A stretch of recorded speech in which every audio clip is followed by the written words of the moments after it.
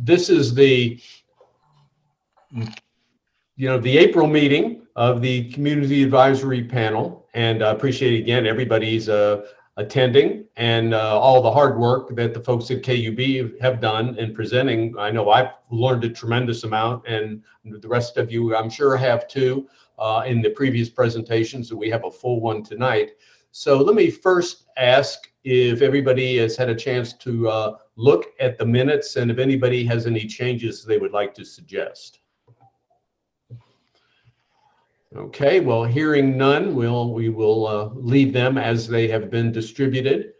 And we'll go ahead and get into the presentation. We're going to get a preview of this is obviously very important. Budgets, of course, outline the entire set of priorities for any organization, and KUB is no exception. We're going to get to see a preview of the proposed fiscal year 2022 budget presentation that will be shared with the board on April 15th. So you're getting a head start on the board. You'll hear from John Williams, Senior Vice President of Engineering and Construction, and Derwin Haywood, Senior Vice President of Operations, who will review the major utility projects in this budget, which of course are key. And then you'll be followed by Chris Hood, the Controller, who will actually get into the details of the budget as it will be presented to the KUB board. So let's go ahead, and I see Sebe has joined us. Thank you. Let's go ahead and get started with John. I'll turn it over to you. Great. All right, I'm sharing my screen. I'm hoping you all can see that. Yes. I will go into full mode here, so hopefully you can see it even better. First of all, good evening. Yeah, Derwin and I are going to be covering the background of Century 2. And our programs that we'll be presenting as part of our fiscal year 22 budget. I'm covering electric and gas. Derwin's got water and wastewater. And then Chris will sum it up in the end with a lot more discussion about the dollars and our financial strategy and funding. So this is indeed a preview or in the spirit of theaters reopening a premiere showing of sorts that what we'll present to the board on April 15th. So what we'll do, just in the interest of time, is this is really similar in what we'll present. We're just going to go a lot faster out of respect for your all's time on what we have today. So we'll pause at the end of each system and answer any questions that you all have, and then go to the next one. As always, you are welcome to ask questions at the end of that period of time, or if you want to use that chat window, then we'll corral those at the end and go over through all those. So we'll go ahead and get started. As everybody was gathering, we talked a little bit about the infrastructure bill and the state of our nation's infrastructure has certainly been at the forefront of the news recently. The American Society of Civil Engineers publishes a report card every 3 years that reviews the state of our nation's major infrastructure categories, everything from utility systems to highways, mass transportation, dams, bridges, and more. In 2014, that score was a D+, and remained that way in 2017. And while a C-, I guess, is better than a D+, so there's some incremental improvement there. The details of that report kind of go into the fact that the nation's only paying about half of what it needs to lift the overall infrastructure to an acceptable B level. So lots of work nationally, and certainly that's revealed itself earlier this year with some unusual cold weather that hit the South earlier in February. And that unusual cold really had an impact on many states and areas and residents, and certainly was well covered in the news. Without drawing attention to any one particular area, because I do think this is a broader issue, our neighbors to the west in Memphis had a bull water notice affecting its 650,000 customers. Texas, 7 million. 200,000 in Shreveport, Louisiana. And I thought their mayor's quote summed it up really well when he mentioned that, the old aging infrastructure was to blame for a lot of that, just like in most American cities. In Jackson, Mississippi, and that's some pictures that are included there on that slide, really painted an unfortunate scene there. Their mayor referenced, needing their city alone needing nearly $2 billion in their city to modernize its water system. And it just highlighted the impact that infrastructure really does have on low-income residents and those who are less mobile. So seniors, those with disabilities, And frankly, just those without the means to be able to pick up and go somewhere else had to wait a week to even have access to water in some of those areas. And those stories of residents bringing buckets and laundry pails to get water are really unfortunate and tragic. I'd like to think that KUB is ahead of that curve, but we're certainly not immune from any of that. You know, we got a head start through Century 2, and we'll talk through some of that today. But we too have aging infrastructure, and continuing those investments is critical to keeping our systems reliable and keeping us able to provide those essential utility services to our residents and our businesses. So as we look at Century 2, and that'll kind of be the theme of today's presentations, is that fundamental infrastructure replacement, that second century of investment, if you will. You know, we'll kind of walk through that. Each utility looks a little different in regard to Century 2. Some systems are older and newer and have different objectives and challenges. But just as a reminder, we look at these each of our systems through the life of our assets, and hope to implement a steady, sustained maintenance and replacement program over a long-range plan. And if our pace is correct, it's really perpetual and never ending. So we'll talk about the history of each of those, how that's evolved, because it has evolved as we've learned more about how to be more efficient and effective with our dollars and our programs. We'll talk about some accomplishments and then the projects for this fiscal year. One thing of note, as we talk about electric today, this is not going to include anything related to broadband or fiber to home that we've talked about. As Jamie mentioned prior, that decision is a separate decision with the board and with others and ultimately city council. And so that is entirely separate. So I'm not going to include that in any of the electric system presentation today. As we get into the electric system, we covered this back when we talked about broadband, so I'm not going to spend a lot of time here. I do want to remind you, we do receive power from 9 in-feed stations, and that's soon to be 10. I'll talk about our 10th station. It's in our budget later on. The transmission lines, I'll talk about some projects there. Those are the lines that tie together those substations. And then our distribution lines, those projects are what takes power from those 63 distribution stations to our homes and businesses. So just a point of reference there. So for the electric system, reliability is really our North Star. We're always increasing our focus, using data to try to get smarter about how we approach that issue. And certainly that starts with determining what's causing our outages. That pie chart that's included there looks at the outages from this past fiscal year, and that's pretty typical of our historical data. Vegetation continues to be at the top of the list, impacting reliability with over 60% of our outages from vegetation. And of those, most are caused by vegetation outside of the trim zone. So I'll talk more about the money that we have allocated for fiscal year 22 and our long range plan related to veg management. But there's also other reasons for outages that are in there. So we've got a lot of tools, we've got a lot of programs to improve reliability.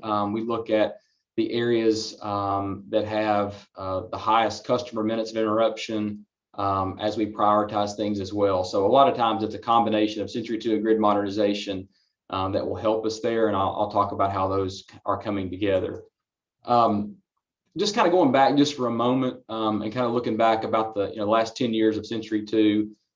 Century 2 for electric was originally funded in 2011. The plans began earlier, around 2008, but with the recession that occurred, we put that on pause because we didn't want to raise rates to fund a new program in the midst of a recession. But we looked at the basics first. We looked at our substation transformers, transmission lines, poles, all the things that are really the building blocks or fundamental to our area. And our first focus was pretty straightforward, and it was really focused on the items that were just a bit overdue. So for example, we had pole inspection in 2008 that's on the chart there to the right that indicated a lot of our poles were past their expected age and in need of immediate replacement. So we prioritized those by condition, by age, and got to work. So over the past 10 years, as you would expect, those programs have evolved. We've learned how to be more efficient and effective as we move forward. And of course, much of that initial work was based on our assets that were most aged.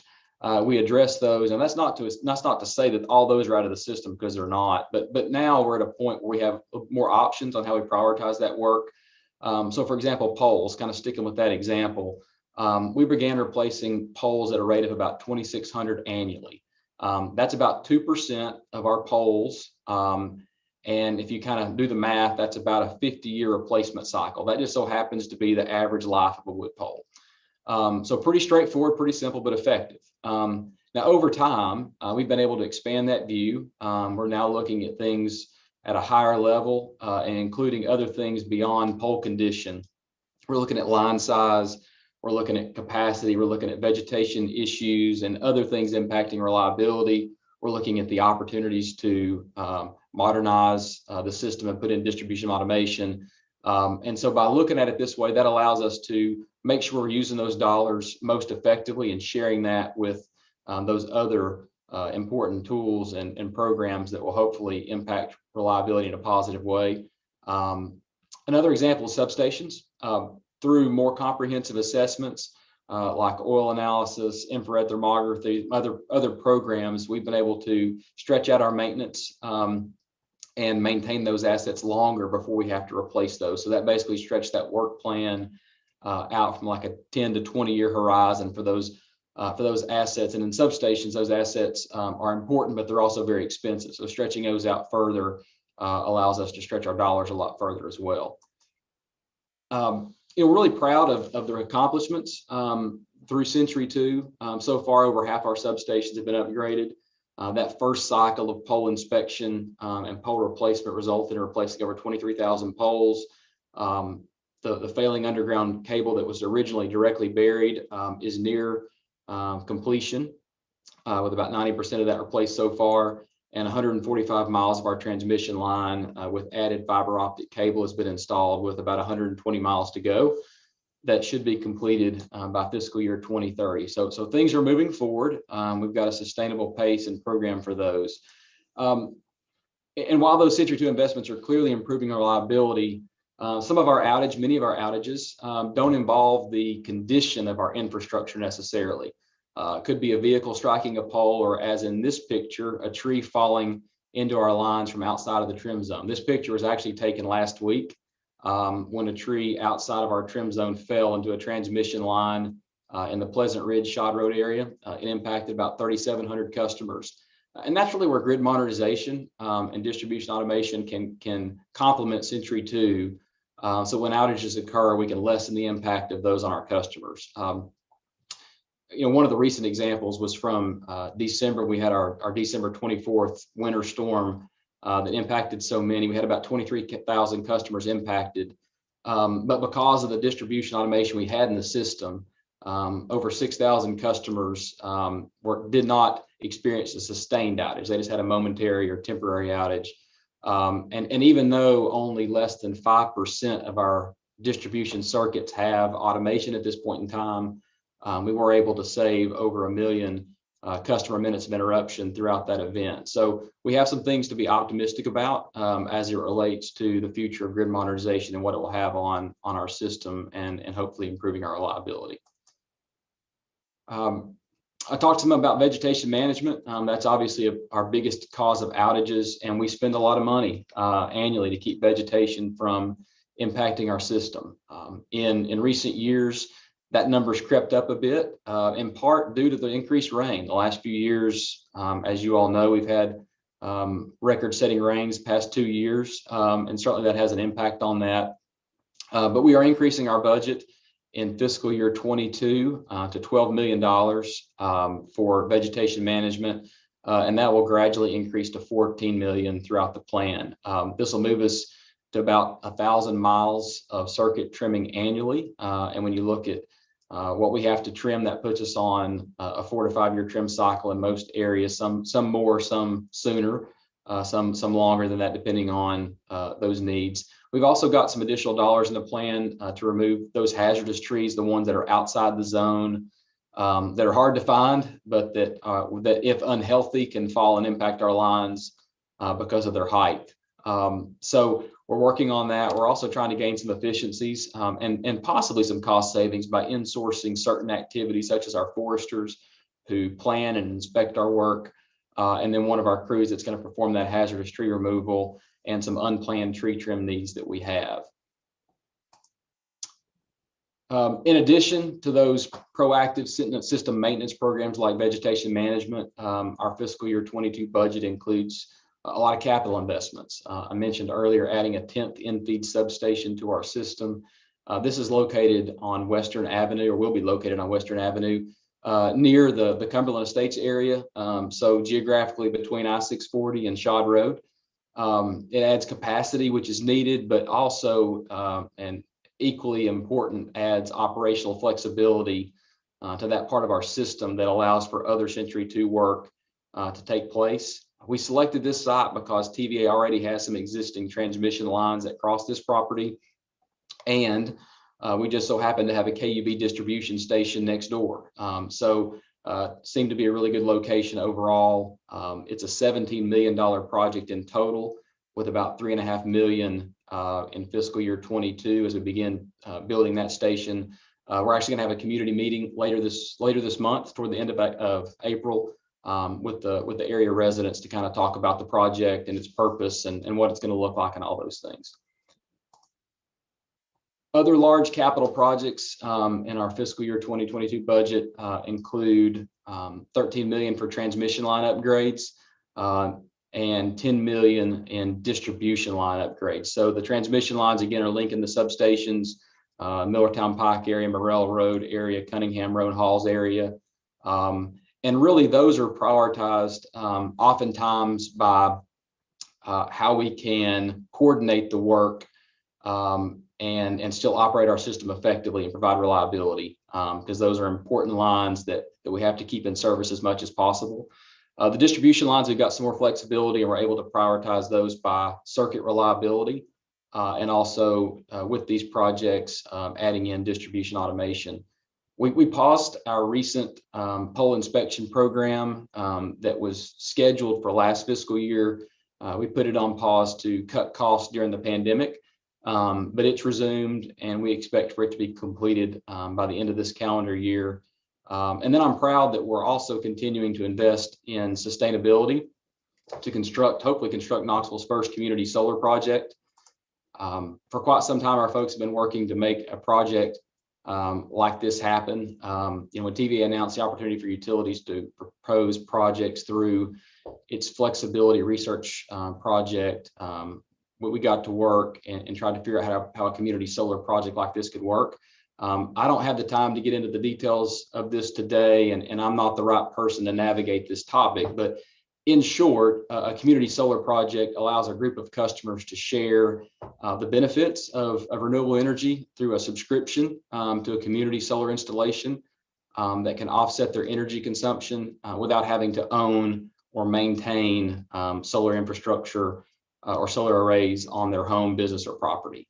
Still a lot of work ahead of us, approvals, easements, bid documents, et cetera. We're getting closer. I think the good news here is that we've got $1.5 million in the fiscal year 22 budget to begin this project. I think it's anticipated to take about 18 to 24 months. And this really builds upon our existing $1.5 million annual investment through TVA's Green Invest program that provides over 500 megawatts or 20% of our system generation. So proud of that.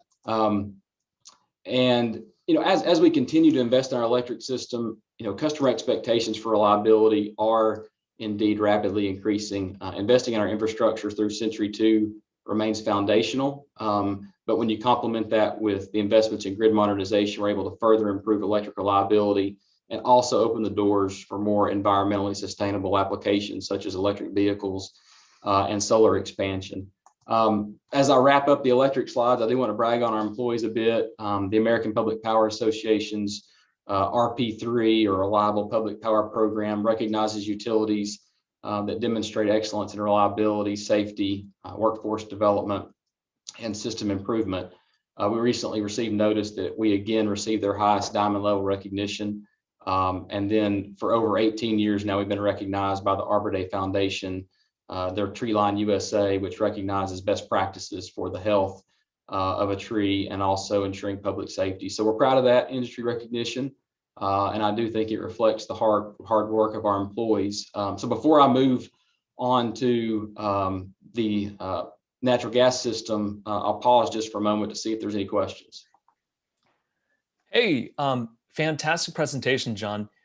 Quick question. So I heard that when it comes to any of the projects, you guys are prioritizing, I mean, reliability is key, and I'm sure you're looking at the overall numbers, and you had identified those three areas, the lines that you want to keep up with, the Millertown, Halls, and one other one.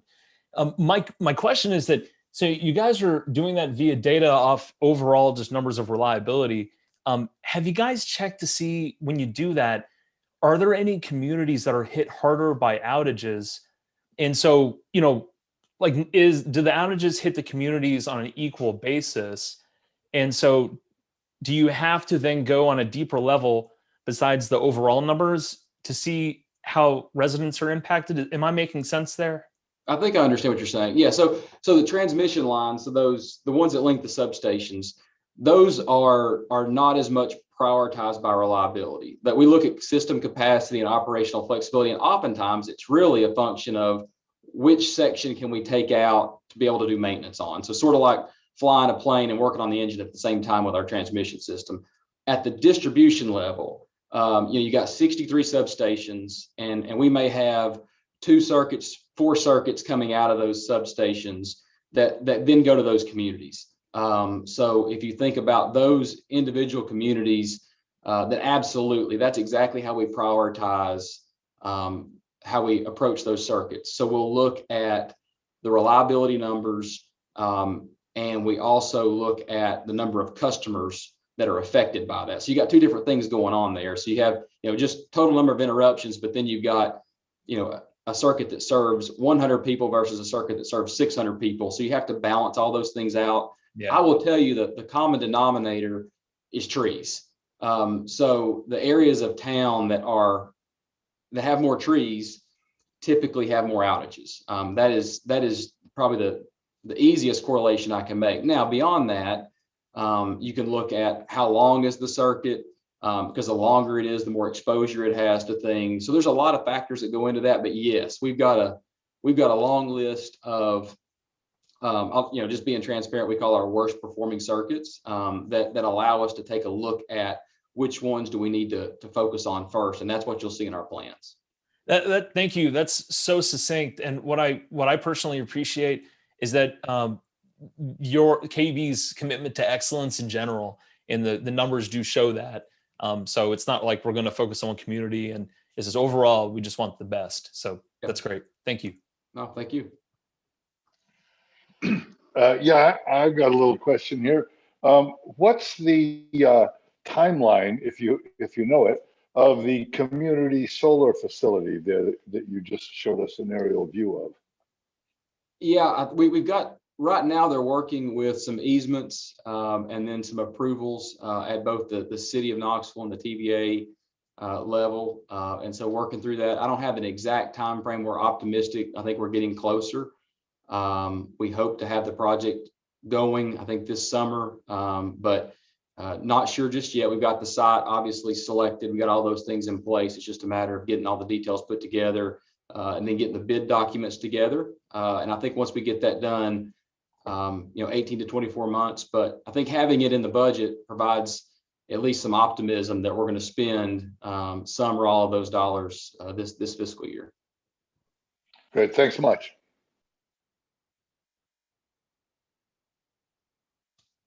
All right. I'm going to, in the interest of time, I'm going to move over to natural gas. Bill, if you see any others pop up, holler at me. Okay, I will. Thank you.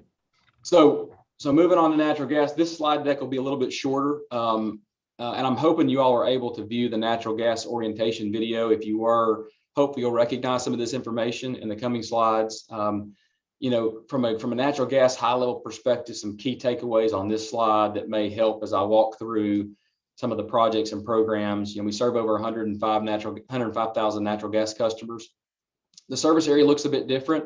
So in the electric system, we serve most of Knox County, but not all, and we serve parts of 7 other counties. With the natural gas system, it's really a snapshot of Knox County. That is really the easiest way to describe the service area. And the system over time has really tracked community growth and development. So it does look a bit different. And so that's kind of an interesting point on the service area itself. From a system perspective, we receive our natural gas from East Tennessee Pipeline. That's the green line that you'll see at the bottom portion of that map. And on that line, there are 3 yellow dots. That's where we actually physically take the gas from the pipeline. I'm going to be talking about a project later on that's near the yellow dot to the west or the left side of that in the Level Road area. I'll talk about that in a little bit, just as a point of reference. So I mentioned our natural gas system is really marked by growth, and the demand for service and system growth is a large part of our budget and our long-range plans, and kind of different than just Century 2. It's just dollars that we put towards new service. Since 2011, customer demand for natural gas has doubled. So from about 900 new service jobs to about 1,900 new service jobs annually.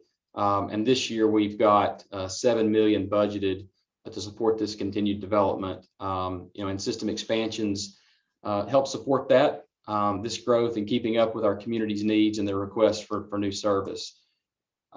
Based on this, we've been working to make sure our natural gas system has the capacity and the flexibility to support those needs. We've recently extended our system to serve Shoto Road area, which is in the southwest portion of our system, Raccoon Valley area to the north, and Hardin Valley to the west, which is, I think, currently Knox County's fastest growing community. Expansion of these areas, combined with our Easy Connect program, provide an opportunity for customers to have a choice for their source of energy, for their homes and businesses. And in some cases, these choices provide both an economic and also an environmental opportunity. With our expansion to the Raccoon Valley area, as an example, we were able to provide natural gas service to Duracap. That's pictured there. They're one of the asphalt plants serving our area. From what we understand, they were using a combination of number 2 and number 4 fuel oils or diesel. And by switching over to natural gas, they were able to save money and also to provide a 36% reduction in CO2 emissions. And for those of you, I know that they keep count of these things, that's 732 metric tons.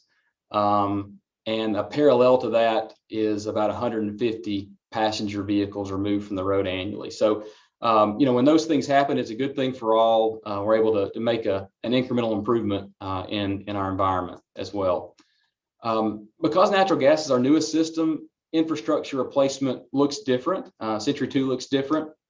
When we put Century 2 in place in 2012, or the funding for that in 2012, we accelerated the replacement of our older pipe types, which at the time were cast iron and ductile iron. You no longer see those in the pie chart, so that's a good thing. And now our distribution integrity management program, we're full of acronyms, identifies and prioritizes our work within Century 2. Just a little bit more about that. DIMP for short is really an industry and a regulatory approach to managing gas systems. It looks at both capital investment as well as maintenance programs.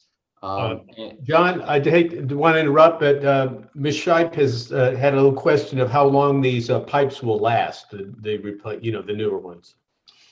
So the newer pipe, as far as the plastic pipe goes, should last a long, long time. So, for example, some of the pipes that we're replacing in our plan, I think the John Sevier pipe and Downtown West pipe, those were put in the 50s and 60s, and those were older.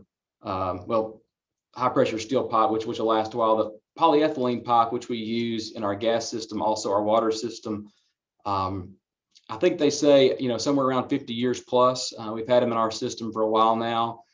So far, inspections show that they're aging very, very well. So it will take some time. One of the things that DIMP allows us to do is a lot of inspection, a lot of detection on the system and testing.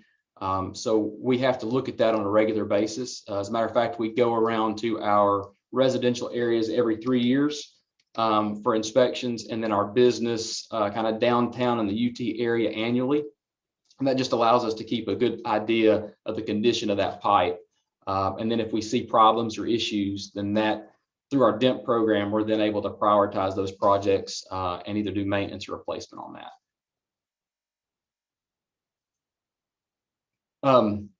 So as it looks at, we look at those programs there on the right, some of the outcomes.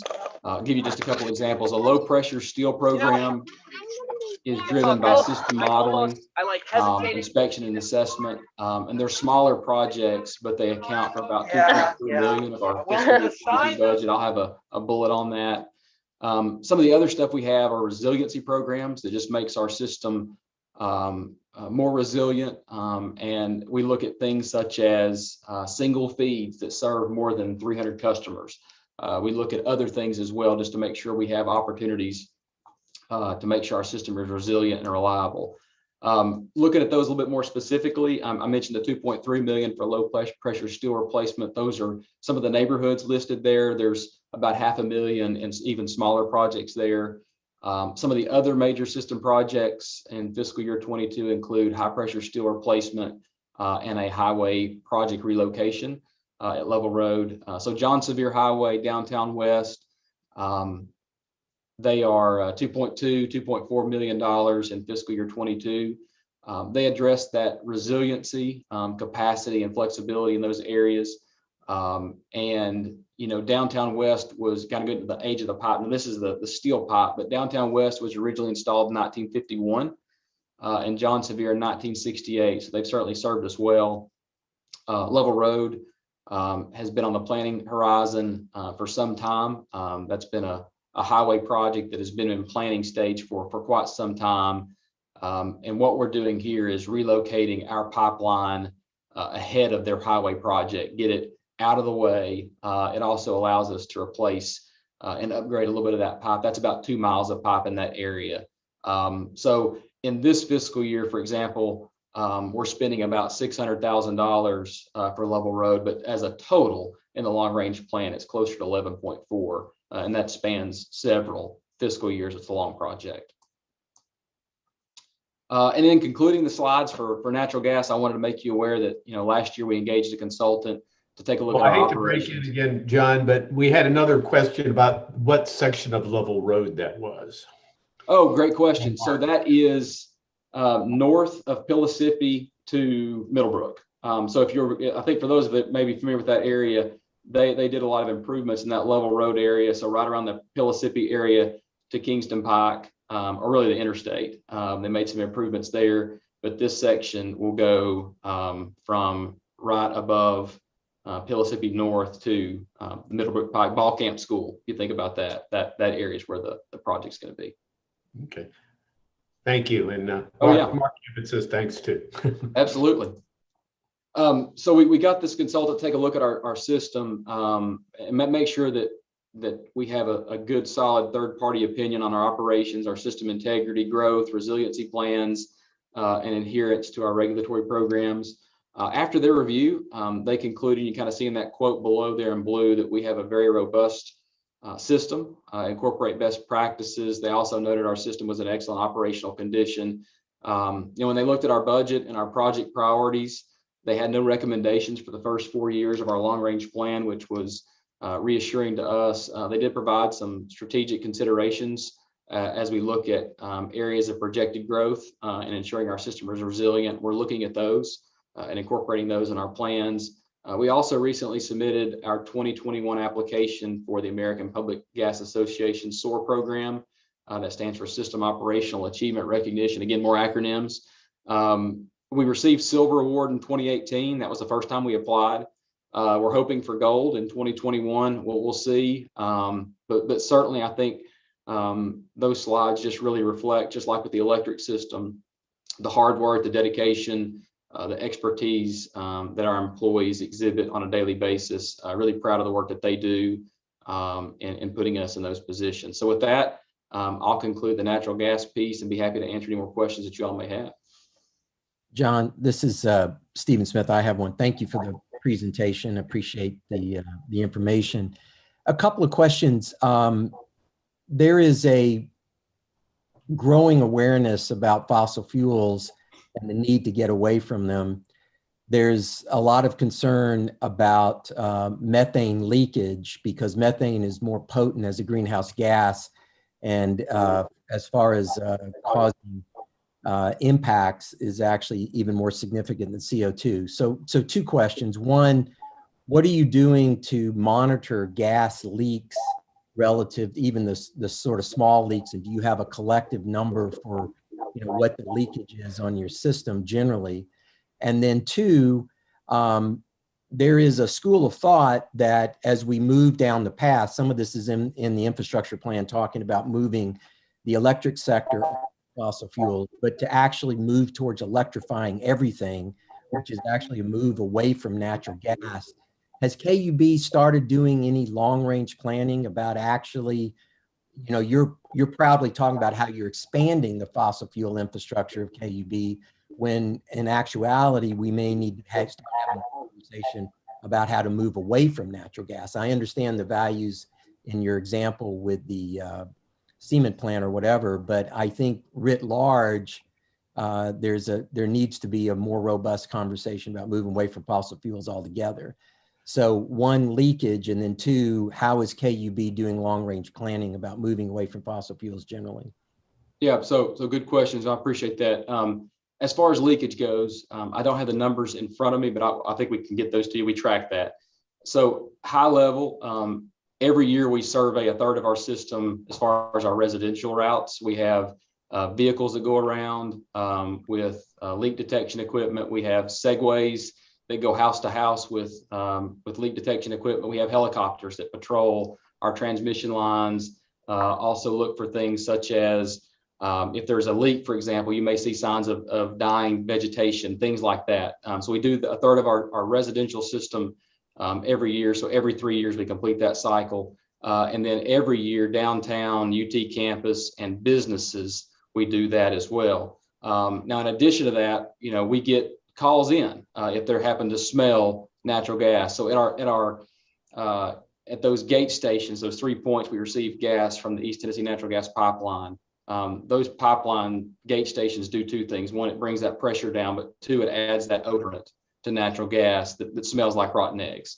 And so when a customer smells something like that, whether it is or is not natural gas, we encourage them to give us a call so we can go out and check that out. And so we have first responders that work 24/7 that respond within 30 minutes to our natural gas leaks or calls of those to investigate those, check those out, and get those repaired. When we have one, we grade it.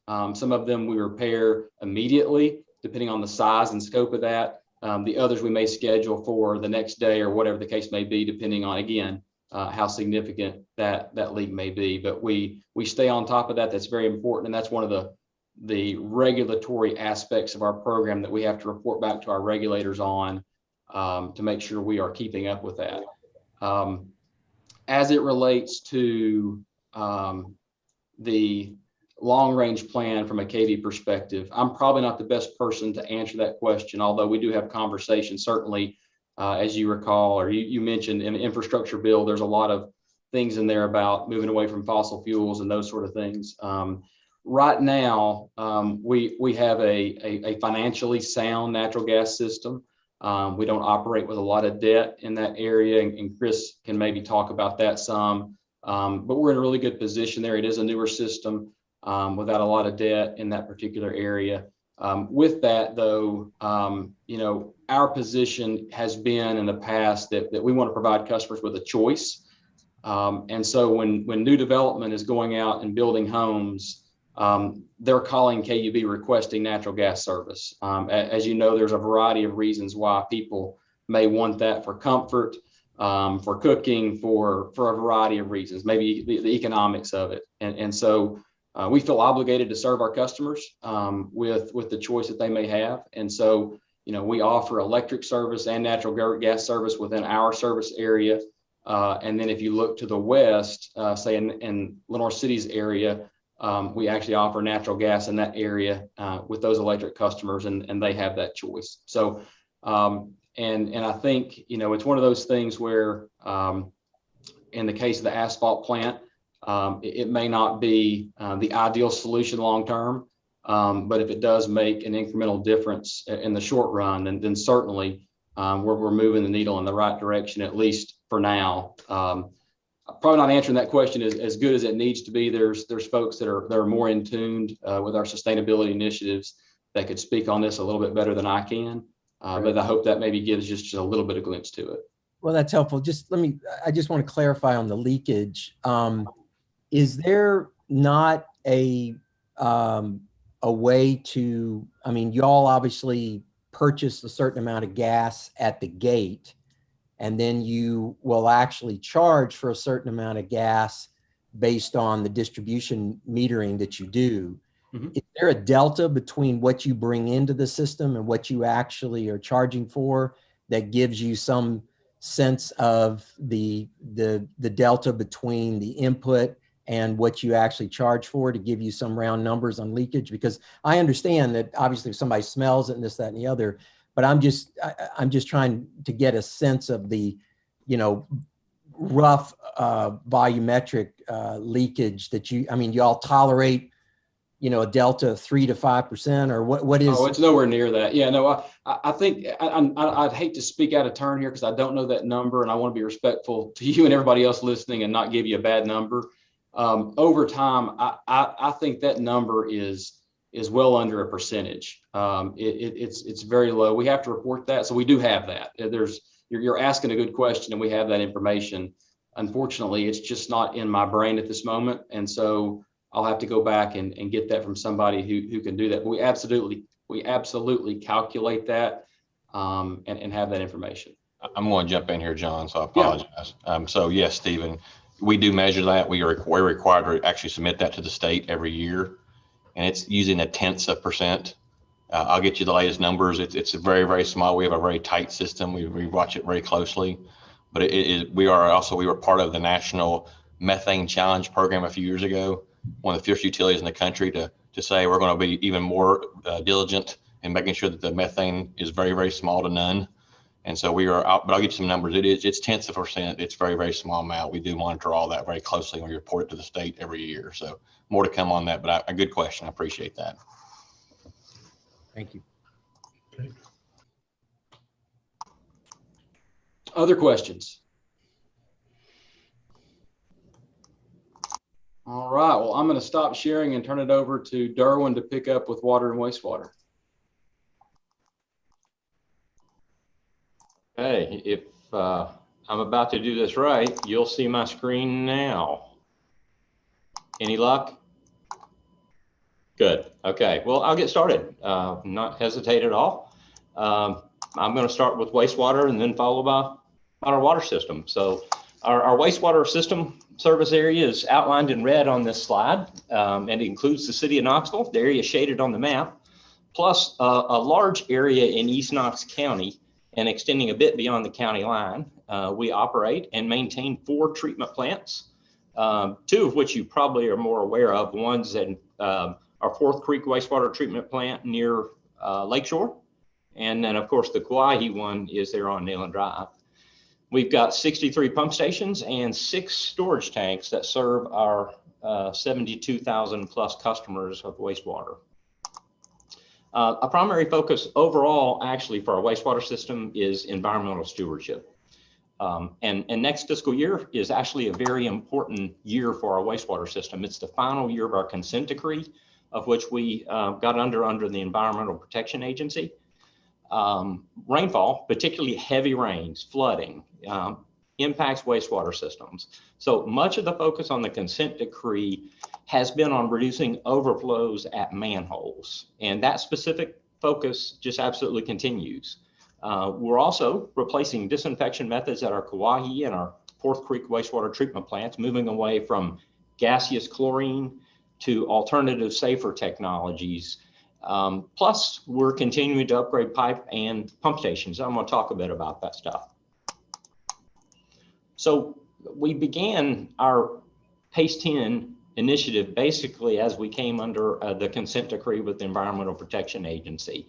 The CD required 134 specific projects in our collection system with a specified time frame, a very short amount of time frame relative to what we've been accustomed to. So in result, we sent out to spend $530 million on our collection system and improvements at a very, very, very fast pace. In fact, 10 years.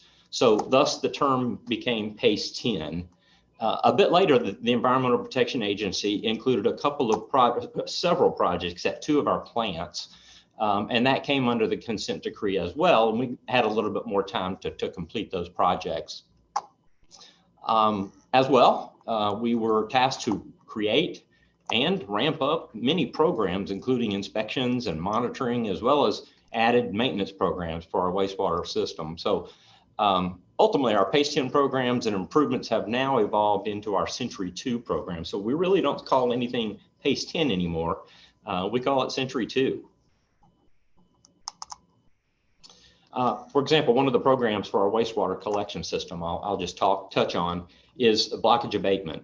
We use flow monitoring technology plus cameras to gather data. And the photos over on the right on this one, actually the top one, you can see where rainfall is finding its way into a pipe joint. You know, ideally, we don't want that to be in our system. You try to minimize the amount of rainfall that gets into your system. In addition, the photo on the bottom, that's where roots have found their way into a joint and actually started to grow inside the pipe, inside the wastewater system. So, you know, of course, untouched, that will grow and grow and grow and become a greater blockage. So our blockage abatement program, those roots are cut to clear the line and avoid a blockage, and then ultimately potentially avoiding an overflow at a manhole. So since the beginning of PACE 10 and its initial focus on the collection system, we've really come a long way. The 134 collection system projects are completely complete. It's done. Check. We made great progress on our plants projects under the consent decree. In fact, we've got one left, and we'll talk about that. And Century 2 has expanded to formally include inspections at plants, pump stations, and tanks. And now we're continuing to monitor and detect system needs for prioritization through data analytics and monitoring more so than we ever have in the past. So we've replaced 420 miles of pipe. So now we've got 40% older pipe types in our system. We started at 75% older pipe types. Over 80% of our pump stations have been upgraded, and we have installed 6 storage tanks. And the purpose of those storage tanks in a wastewater system is to assist in peak flow conditions when you're having heavy flooding, heavy rainfalls. It helps shave off some of the peaks of the flows that you might see. We've also fully invested the required $120 million in our plants, almost, again, minus one project that's still underway, and we'll talk. And the results I'll mention are worth noting. Mark Campen, I think you may have mentioned somewhere in the recent past, about what's our progress on our overflows. The graph to the lower right actually tells the story better than I can explain it.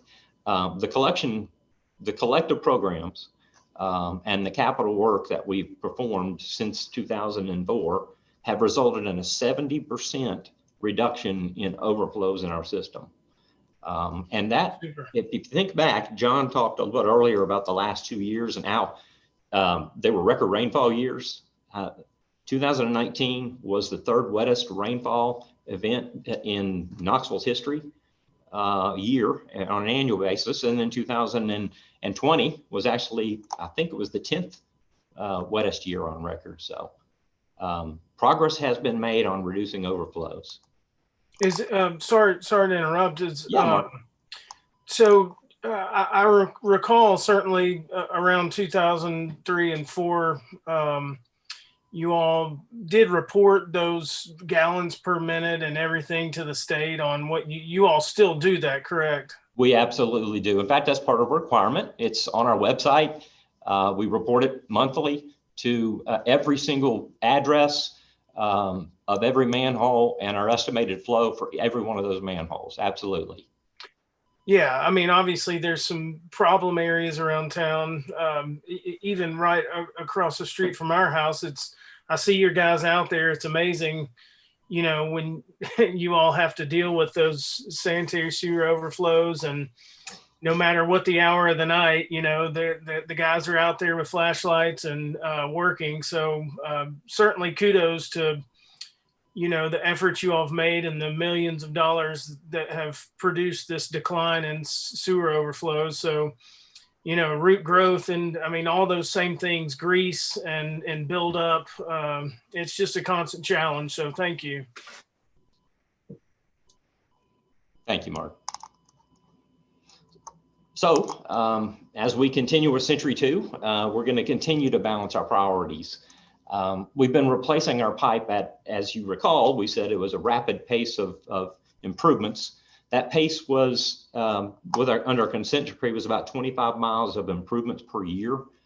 Now that we've achieved about 60% newer pipes in our system, and we're kind of at a position where we can expand the use of data and even more strategically adjust our pace and our priorities. So we believe that pipe replacements of just over about 1.5% per year is the sustainable pace for us for going forward. We'll continue to monitor, we're going to continue to look, and we're going to continue to chase and reduce overflows.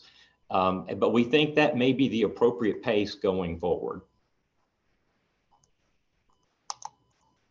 And as we close out our consent decree, we do have that one project I mentioned. The photo on the bottom right is our biologically enhanced high rate clarification project. It's underway there on Nayland Drive at our Kauai plant. I'm sure most of you have driven by there and seen a lot of construction activity for a long time. That project's underway. We expect to complete that this coming fiscal year. It's nearly $50 million. And that will be a monumental event when we actually get to complete all the specified projects that were within our consent decree. Also, we'll incorporate programs created from our consent decree into our O&M manuals for ongoing work beyond the consent decree. Also, with the large capital projects being complete, our plants are, quite honestly, in a much better place. We'll be able to reduce our capital budget a bit, and we think we're going to see it leveling out a bit. Rather than seeing a lot of the spikes, we think it'll level out and be a little bit more constant going forward. But regardless, our commitment to Century 2 is unwavering, and it remains. And we're going to continue to use data and to prioritize and invest in our system. And the next slide, in fact, shares with you, none of these are consent decree projects that are on this list here, for example. These are Century 2 investments that we planned as part of our asset replacement and management programs. We're going to invest $166 million in our long-range plan in pipe upgrades. We'll be replacing one of the largest pump stations in our system. That's our Jones Street pump station. It's already under construction, and it's going to be completed next fiscal year. It's the drawing actually is a rendering of what we hope it's going to look like. It's south of the river across from Calhoun's. And if you look close, you'll see the city-county building in the background. So get a perspective of where it is. It's kind of, I guess, west of Suttree Landing somewhat. And it carries much of the flows from South Knoxville. And this looks like a very small project to spend $14 million on by looking at it, but there's actually about a 50-foot hole that's there right now. It's that deep. So it's a significant project. As I finish the wastewater portion of the discussion, I want to share appreciation, as John did when he talked about his systems. Our employees responded to the challenges of this consent decree remarkably. We ramped up our work, and it was tremendous response. They remained focused. They continued open and regular communications with the Environmental Protection Agency and TDEC, Tennessee Department of Environment and Conservation. And in addition to receiving many awards over the past 15 years for operations, our regulators actually have recognized the work of our employees and even the positive results. And as you can see, Dennis Sayre with EPA has made some positive comments, and you know, that's just noteworthy. And I wanted to share that with you. Is there any, before I move on to the water, can I answer any questions? Okay. Well, I'm going to move on to, sorry? Darren, I got probably a question you don't want to ask, but I'm going to ask it anyhow. Okay, Terry. Appreciate your presentation. Y'all have done an excellent job getting here. But when you guys started the Page 10 program, the wastewater rates ramped up pretty significantly for several years. Now that you're at the end of the, or nearing the end of the consent decree, any chance of those getting some relief? Well, a great question, and you're absolutely right. We basically, I'm going to say I'm exaggerating a little bit, but we increased significantly the rates. We also pretty much maxed out on what we could borrow. We did everything we could do to respond to the consent decree requirements and the spending that was necessary at the pace that was required of us. So that was significant. Unfortunately, we still have a lot of debt, and we do have a sustained requirement through our Century 2 program to maintain the programs that were set forth through our consent decree. I did say we were going to be able to drop off in some of our expenditures, but that's not going to drop off as significant as it once was before. Plus, we've got debt we've got to pay off and pay interest on. So unfortunately, we're not going to see the increases that we saw in the past. That thank goodness that's all behind us. We don't expect any of those in the future, but we do think there'll be kind of ongoing steady pace requirements going forward for rates. Okay, thank you.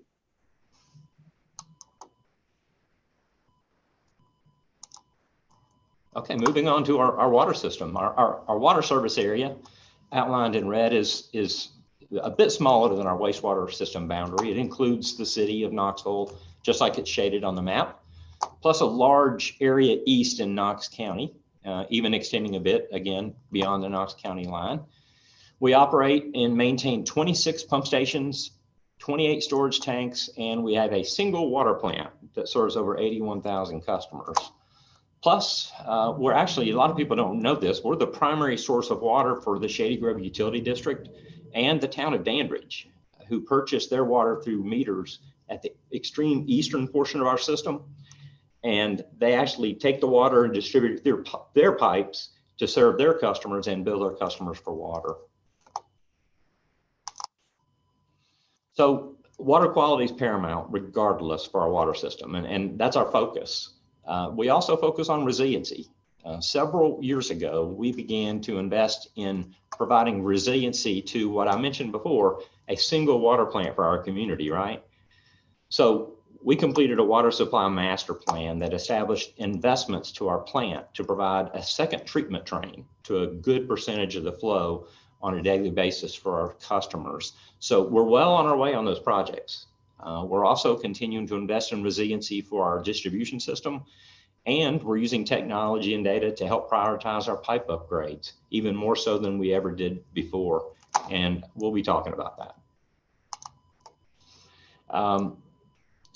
We started experiencing an increasing number of water main breaks. So in result, we established a Century 2 program for our water in 2006, and we modeled it after our wastewater's PACE 10 program because we felt it was so successful. So actually, the Century 2, if you don't say the wastewater is our first Century 2 program, the water was our first Century 2 program officially.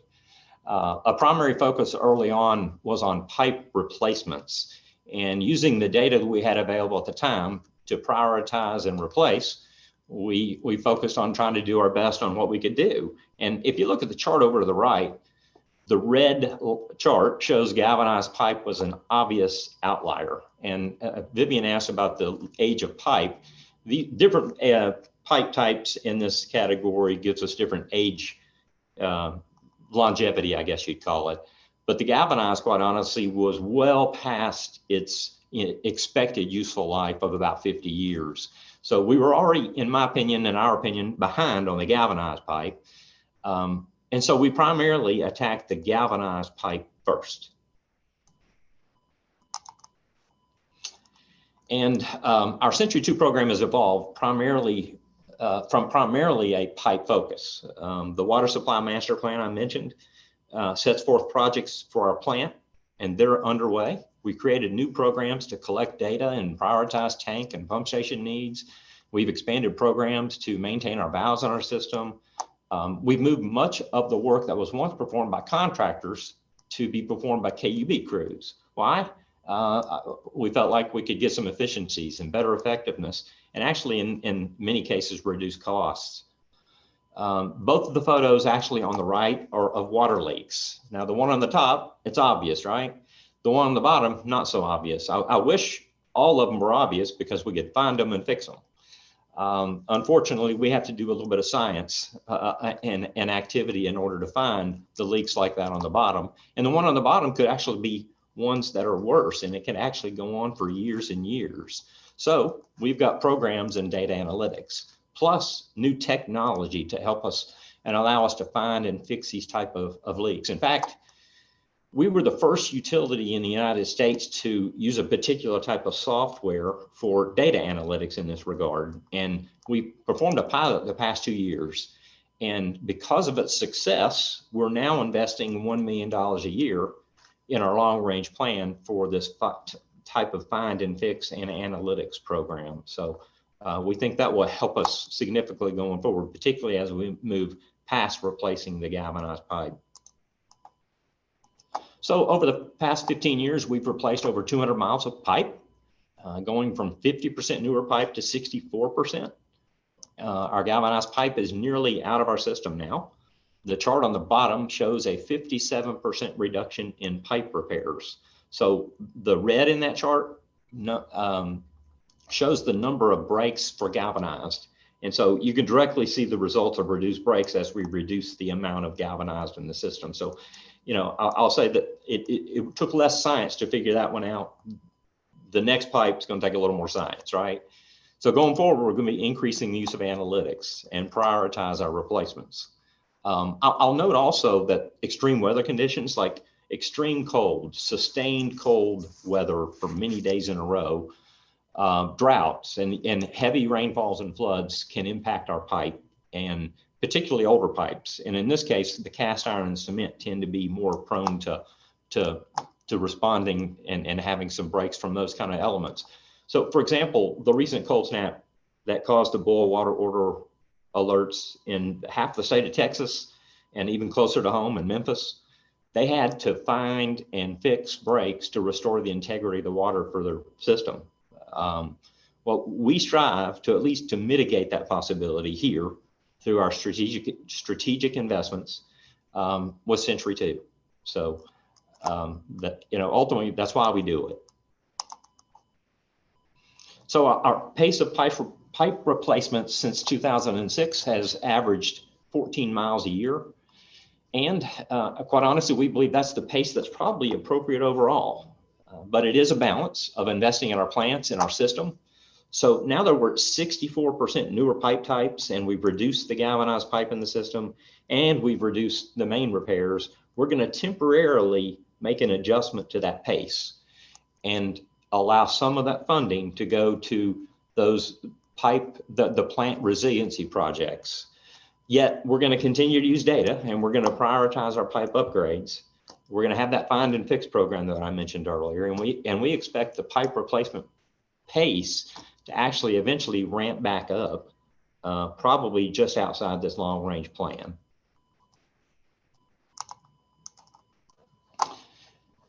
Our water supply master plan is basically all the projects are listed over here on the right, and it's well underway. The green projects on. Sherwood, yes. We did have a question from Ms. Shipe of why does it take so long? Clarify that. Take so long for. Ms. Shipe, would you want to clarify your question a little bit? Yeah. 14 miles a year. Is that the question? I'm going to guess that it's based on the why is the pace, why does it take so long to replace the pipe? It goes back to the impact on rates and debt and what's feasible and what's the appropriate balance for our customers and what can everybody handle and manage. I mean, we could try and do it in a 3-year period of time or over a 40-year period or a 50-year period of time. It's a pace, and it's a steady pace of replacing. Now, I'll be honest with you, we've got some pipe in our system predates 1900, and it still serves us well today. So it depends on, so it's a constant evaluation of the type of pipe, the integrity of that pipe, and managing that pipe. So it's really, each type pipe and each type the vintage of that pipe has a different expectation of longevity. Thank you. I hope I answered that. Please ask again if I didn't answer that question correctly. So this is our water supply master plan projects that are listed over to the right. The ones in green are complete. For example, the third one down is generators at nearly $13 million.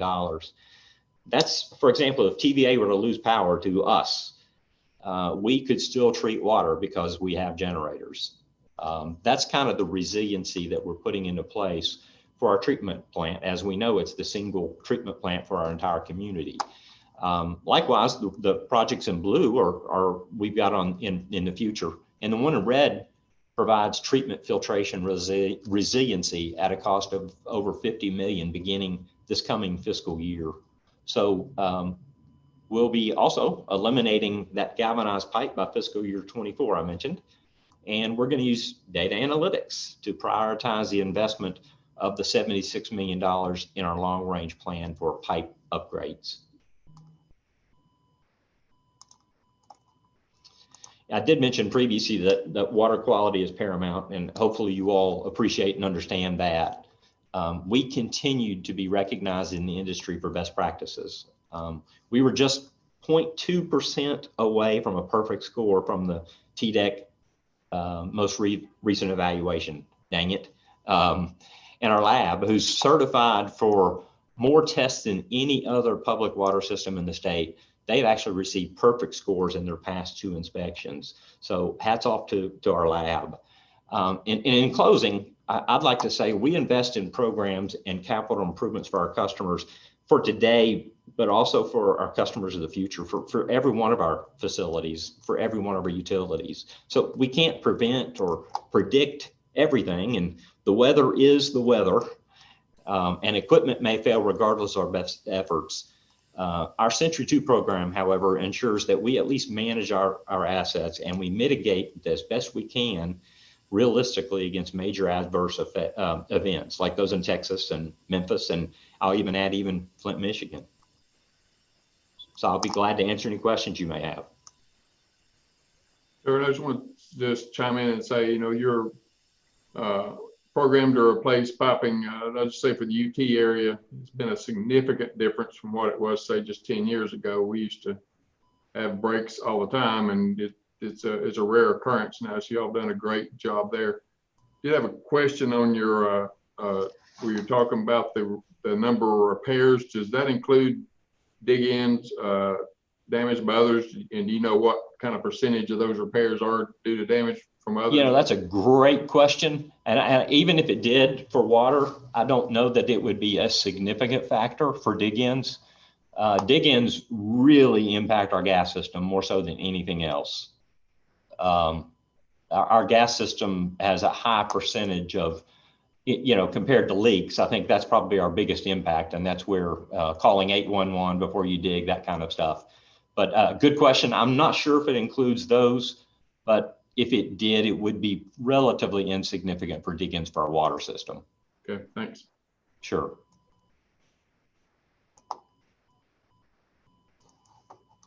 Hey, Derwin, this is Erin. Can I ask a Erin. question?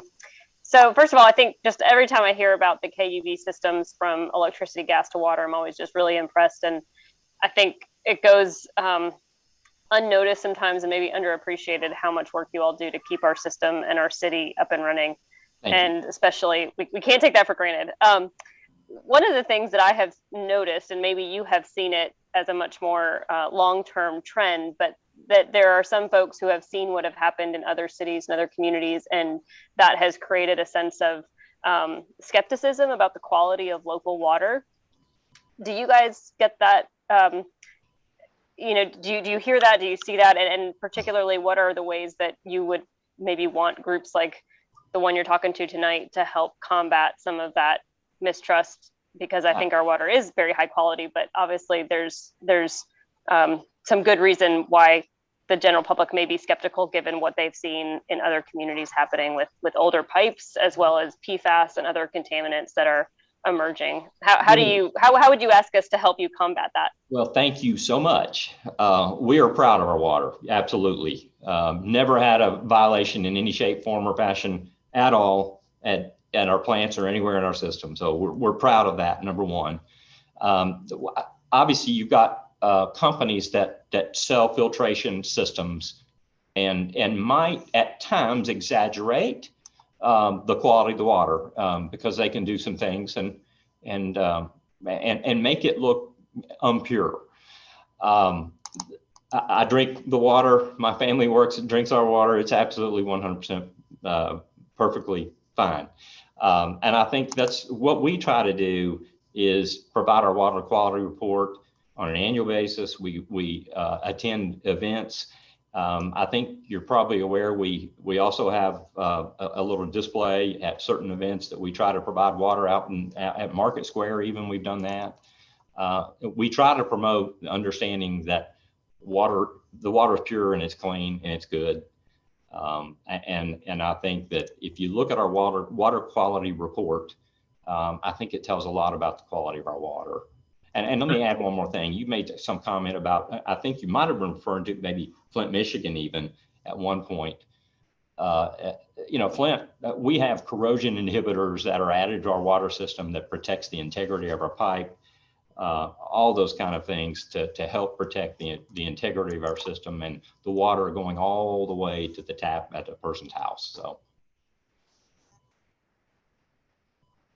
And do you test for PFAS at this level? I mean, have you looked at some of these, again, emerging concerns and kind of growing concerns that there's just some contaminants that we used to not know existed?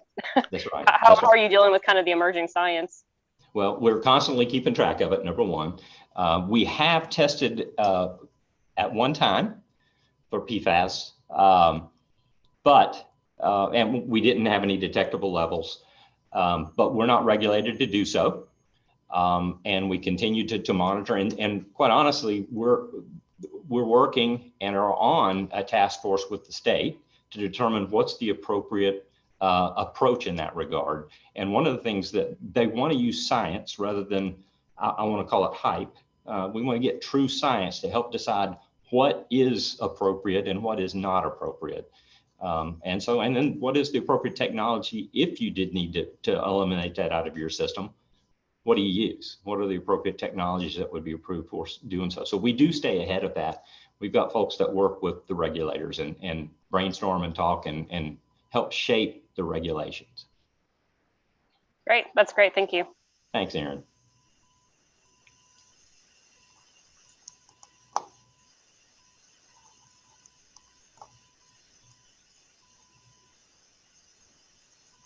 No other questions. Chris, I'm going to let you take over.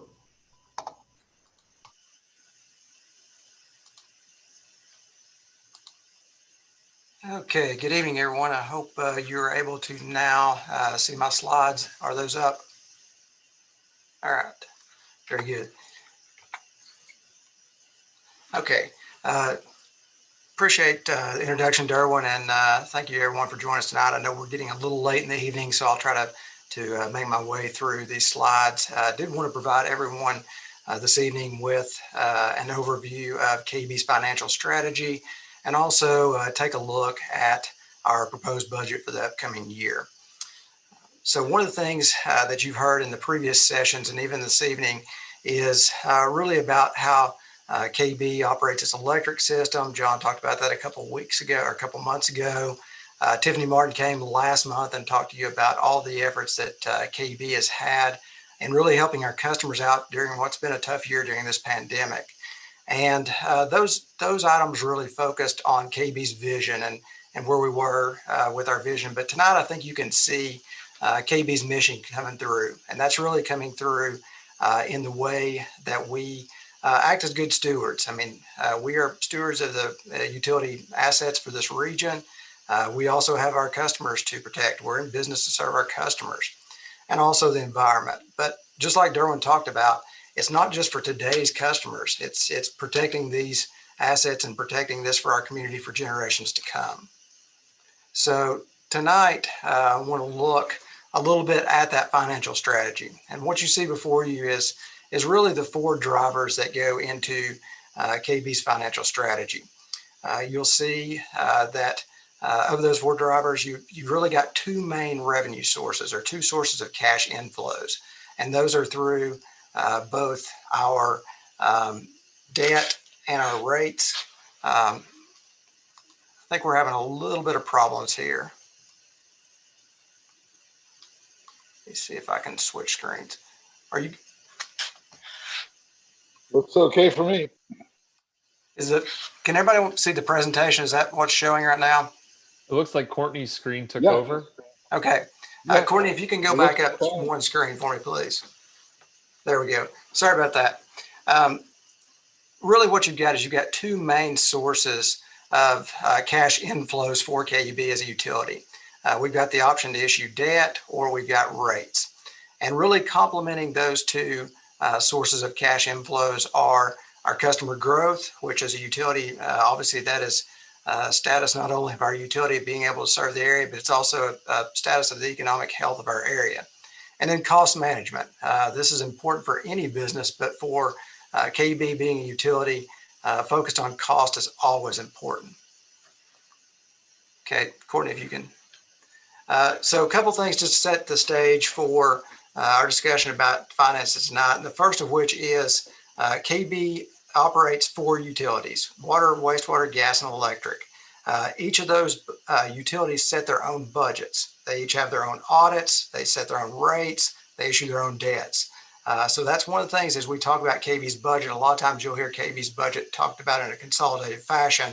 However, this really is 4 separate budgets that we'll be looking at. The other thing is just the balanced approach that we take when looking at our finances.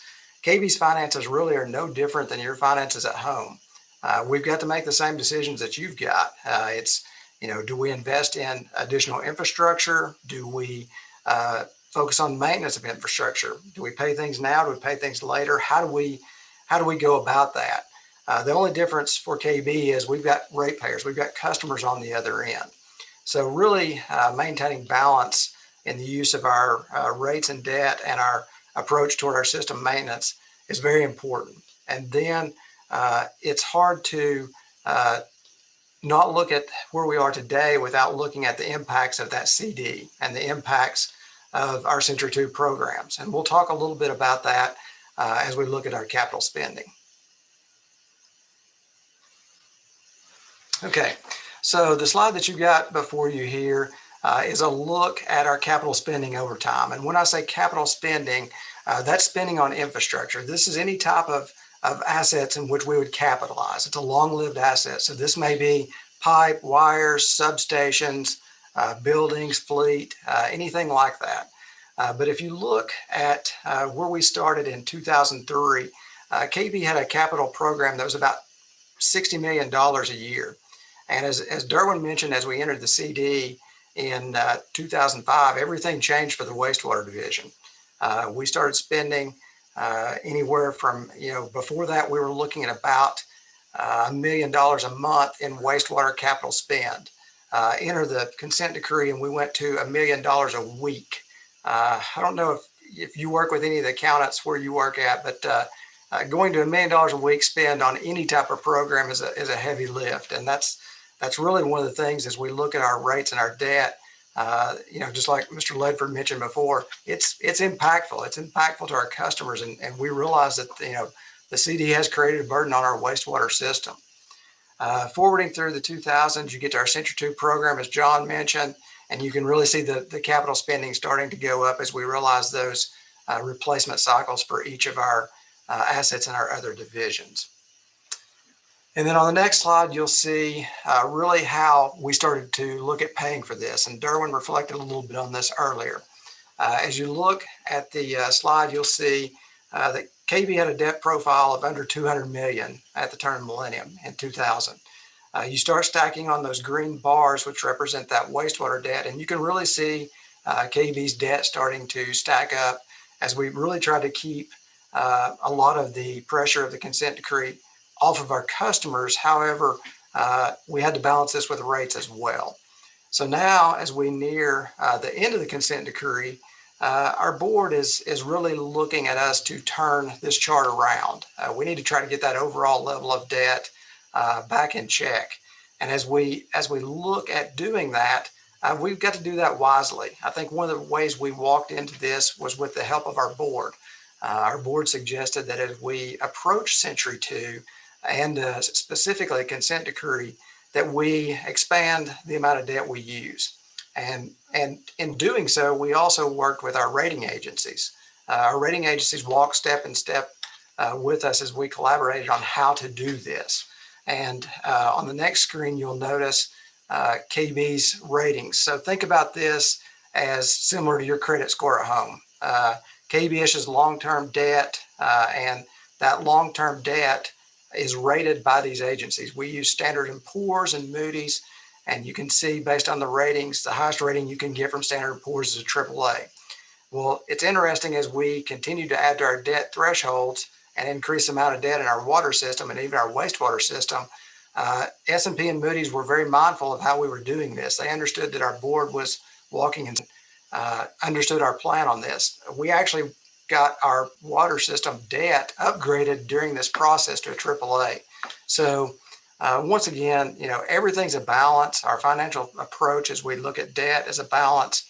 As we come out of the consent decree, it's got to be a balance. And I think this reflects to what Durham was talking about. We've still got to step out of this program in the next several years, and there's still going to be some rate and debts that have got to be used to finance our operations. So the opposite side of obviously that equation as far as debt goes is the use of rates. Debt can only be used to finance capital purchases. Everything else has got to be covered by our rates. So any of our operating expenses, any of the payments we make for taxes, any of the payments we make to pay down our debt have got to be covered by our rates.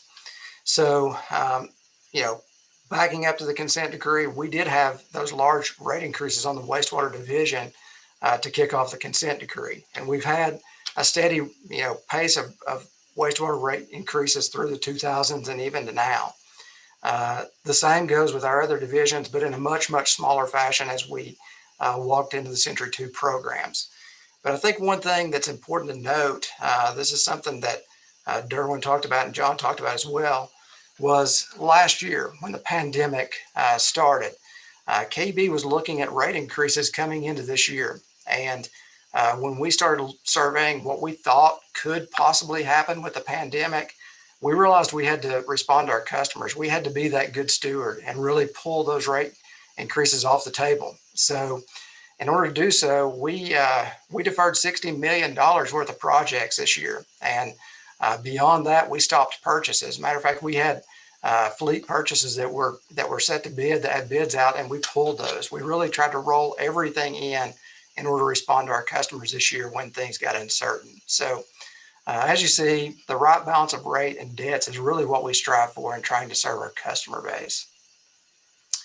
Looking at kind of the support structure for those, the other two drivers of our financial strategy, customer additions are critical.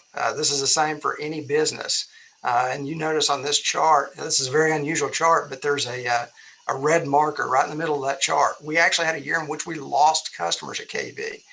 That was coming out of the recession. 2009, 2010, everything in the construction industry just hit a halt. And we actually have been working to pick back up from that pace ever since. You'll notice that the growth in the Knoxville area is steady. However, we've still not got that same growth that we had previously. Now, I will say 2019 was our best year since the recession. And really 2020 and 21, the Knoxville market has been very hot, very hot for residential development. I honestly think the housing inventory is not even keeping pace with the demand. But I will also tell you from a commercial and industrial segment of our population, we've seen very good results these last few years. In 2020, in the middle of the pandemic, we actually added Carpenter Creek. This is a outfit that mines for cryptocurrency, and they are one of our top 3 electric customers. Just came online this year. So it's amazing You look at a University of Tennessee, you look at a CMC Steel, and then you look at a cryptocurrency miner that is in the same ballpark with usage on our electric system. So you also look at a Fresenius. Aaron had a question a few minutes ago, I think, about the quality of KUB's water. Fresenius is a testament to that. Fresenius located a facility here to make dialysis fluids. They located here due to the quality of KUB's water and our rate structure. So once again, all these things work together when you look at KUB's financial strategy. Derwin talked about the town of Dandridge. I mean, that's a heavy water user that we sell water to. So once again, just another piece of our overall financial strategy. Likewise, you look at cost management. Now, this is critical for KUB. This is something that we're constantly focused on. We've got to look at every chance that we've got to save our ratepayers dollars, and we've done it in so many different ways. You look at anything from savings on our medical plans. We rebid those out, looked for a different vendor, changed up our pharmacy program to save dollars. And then you flip the switch and you look at something like the way technology is saving us money. Our smart grid technology has really changed things. It's stopped those truck rolls. It's stopped those meter reads that not only respond to savings on dollars, but it's also environmental impact of just that carbon emission from those truck rolls that don't occur anymore. Workforce mix. I think John and Derwin both talked about this, about looking at different ways to do things with either, switching a KUB labor force to a contractor, or just the opposite, switching a contract labor force into KUB. All these things are important. And another thing that really has been a cost saver that's not included in the $65 million that you see on the screen is debt refinancing. In that 15-year period, we saved over $85 million on debt refinances. Now that's long-term debt, that's 30-year debt. So those numbers are spread out. But even when you look as recently as this past week, we've got another current debt refinancing outstanding that's going to save KUB $80 million. These things add up. These all roll into our rates eventually. So, this part of our strategy is just as important as any other part of our strategy is focusing on cost.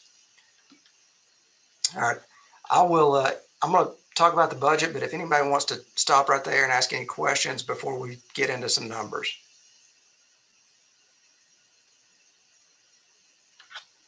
Okay. So if there are no questions, I'll go ahead and start talking numbers. The budget that we look to propose to our board this year will be a $934 million budget. You see there broken out by divisions. As we mentioned, each of these have got to be approved by our board separately. In total, I'm going to talk about these on a consolidated fashion, but our biggest cost driver is utility expense. It's purchased energy. We purchase power from TVA. We purchase gas from our number of distributors. And in total, that's almost half of KUB's budget for this upcoming year. Looking at our operating cost, KUB runs a large operation. Key to that is the operation of our water and wastewater plants. They take a lot of power. That's part of our operations cost. Also, we have got to do everything we've got to do on a daily basis to keep the water flowing and the power on. It's all those maintenance expenses that roll into that operations expense. And we'll take a look at just a couple of expenditures on these in the next slide, but let me go ahead and touch base on our capital program. Derwin and John both talked a lot about Century 2. Of the $177 million that we've got in capital this year, $154 million of that supports Century 2 projects. So that's totally where our focus is. The remainder is IT, vehicles, those type of things, buildings to support our operations as well. And then you look at debt service. This is payments of principal and interest. With over $1 billion of debt outstanding, debt service carry is pretty extensive. I mean, that's $85 million this year that we will have toward payment of those principal and interest payments. And then probably one of the big things that a lot of people don't realize is the amount that KUB pays to the taxing jurisdictions in which we have utility facilities. This year we'll pay $41 million total in taxes and equivalents. Of that, about $35 million go to the surrounding taxing jurisdictions. 21 million to City of Knoxville, 10 or 11 million to the county, and then the remainder of that $35 million would go to the surrounding taxing jurisdictions. So in total, $934 million to keep our 400,000 customers going this year. So next slide, we'll look just a little bit at a couple of the major expenditures. One of the things I think is interesting is KUB pays almost $9 million a year for utilities. That's pretty interesting that, you know, it takes that much to keep KUB going from a utility basis. John talked a little bit about veg management, and then really the remainder of the projects you see listed in capital are mainly deferrals from last year. I mentioned earlier that we had deferred $60 million worth of projects. That's most of the projects that you see here. And I think one of the most important would be the filter project at our water plant. This is really a project, even though we deferred it last year, we really need to get that going. That's part of our key Century 2 projects and part of investing in our infrastructure to serve the community. The other thing I really want to touch base on a little bit is the sustainability programs. You see sustainability listed both in our operating expenses, and those are programs that reach out to our customers. That's weatherization. That's programs to help customers with water and wastewater fixes to get those bills down. $2 million toward investment in customer sustainability projects this upcoming year. And then on the capital side, John talked a little bit about the community solar project. That's included in those dollars, as well as projects to replace lights with LED lighting, both within KUB facilities and private lights in the system. So in total, I'm not going to spend a lot more time on the other projects because John and Derwin both talked about those, and I know it's getting late, but a lot of major projects that we've got this year lined up that we really needed to get started back. So how do we pay for it all? I think this is a good place to see that KUB is in business to serve its ratepayers. We don't make a profit. In fact, if you look at the screen here, you'll notice that our budget is $934 million. Revenue stream is only $868 million. So where does the remainder of it come from? Well, this upcoming year, we're proposing additional debt issues in both our wastewater and electric system to pay for $28 million of it. And then you'll see $38 million comes from cash on hand, which that number is much higher than it normally would be. A lot of that cash on hand is a result of those projects that we did not start last year during the pandemic. Another thing to note on this slide is that in the $868 million, we do need a slight, very modest water rate increase this upcoming year. And we'll talk about that a little bit on the next slide. So rewinding the clock back to the fall of 2019. This is before anybody knew what COVID-19 actually was. What you're looking at on the screen is what KUB was proposing for the next two budget cycles. So in our water division, we were looking at 5% rate increases for the year that we are currently in and for the proposed budget the upcoming year. On wastewater, we were looking at 2.25% rate increases both years. Obviously, when the world stopped, we stopped. We pulled the plug last year and did everything we could to prevent any type of rate increases last year for our budget cycle. This year, we're taking advantage of savings from that debt refinancing I mentioned earlier to help stave off a wastewater rate increase. On the water side, a little bit different. We are looking at that 2% rate increase. It's not the whole rate increase we really need. We understand that we are coming, hopefully, out of the pandemic, maybe not totally, but we've still got customers that need our support. We'll still be there for our customers in all the fashions that Tiffany talked about last month. But we really do need these dollars to go ahead and start some of those resiliency projects that Derwin talked about earlier. So let's look at what that is. That basically on a residential customer bill, that's about 65 cents a month, and it's based upon usage. So if you use more, obviously it would be a little bit more than 65 cents. If you use less, it would be less than 65 cents. But this would go toward those resiliency projects at our plant. And if it was to be passed by our board, it would go into effect this upcoming summer. What that does is that takes our rate to about $28.60 a month for your average residential customer. And if you'll notice on the next slide, that puts KUB really about in the middle of our local utility providers as far as water bills. You'll see that the utilities listed here actually are much newer systems than KUB's system. They have not really had to start making the investments that KUB has to the extent that we have as far as our Century 2 programs. So I think this is something that really shows a balanced approach from KUB as far as investing in our future, but at the same time, really trying to keep our rates as low as we can keep them for our customer base. So I've covered a lot of information. I know Derwin and John also covered a significant amount of information tonight. What questions can we answer for you? How can we help conclude what has been probably a long session for most? Well, we got to leave a little early last time, so I guess we're making up for it with all of this tremendous info. So anybody have any questions? It's going to take a little bit to digest, I'm sure, but tremendous amount of information here. Any questions?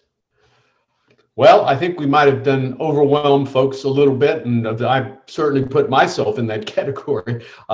Thanks so much for all of that, and I guess you know, the board is going to be looking at all of that, and obviously they're going to weigh in and do their due diligence and set overall policy as they do in their role. With that in mind, again, I appreciate everybody has stayed in over 10 minutes from what we had promised, and again, everybody can please think about all of this. We have plans to revisit it in the future, I'm sure. I want to remind everybody that the May meeting will get into an overview of KUB's storm response process. I was remarking before the meeting today that compared to some folks, not to jinx anything, we don't seem to have gotten off as badly as many communities have, and let's hope that we don't have any examples to talk about in the May meeting. I guess it's that time of year. So with that, I guess unless anybody objects, we can go ahead and adjourn. Great. Thank you for the great information. I'll take a while to digest it. Great to see you. Thanks, Thank you. everyone. Good night. Thank Good you. night.